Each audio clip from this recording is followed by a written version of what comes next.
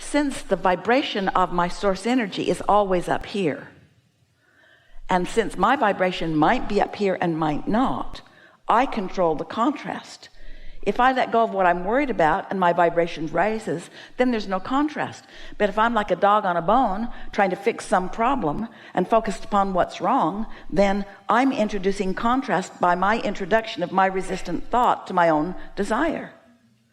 How often do you want something and you believe the opposite? And what is a belief? A belief is just a thought that you continue to think.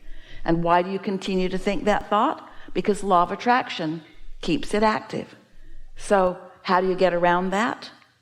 There are a couple of ways. You could meditate, which means quiet your mind, which means the resistant thought subsides and then your vibration rises.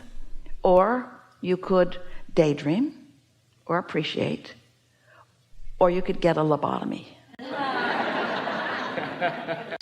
You see, Esther's trying to decide whether she should ask them to tear a big hole in the roof and put big support beams into the roof that should have been there that have never been there, and shore that roof line up and shore those smokestacks up. Or what's the path of least resistance, to shore it up or to take the smokestacks down? And what we want Esther to understand is that those are not questions that she should be asking right now, because nothing about any of those questions does anything other than introduce extreme resistance into her equation. So she thinks, I have only two choices: leave them up or take them down. We say, no, there's another one. Don't think about it. That's so hard. It seems like I should think about it. It seems like I'm responsible. It seems like I should think about it. And we say, that's because you're not factoring in the fact that we're all thinking about it. You don't feel supported and guided. You don't trust that the universe is dealing with this.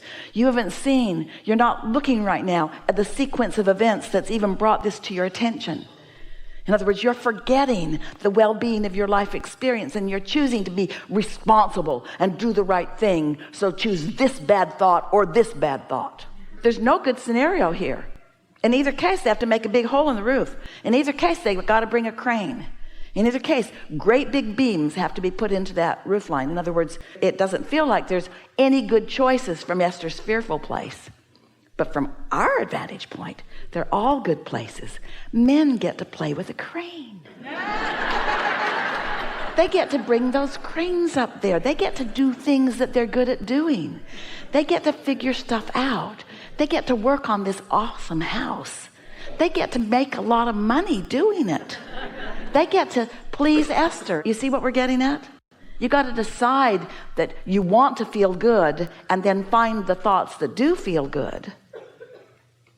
And how do you know what thoughts feel good if there aren't any thoughts that don't feel good? Without resistance, how would you know?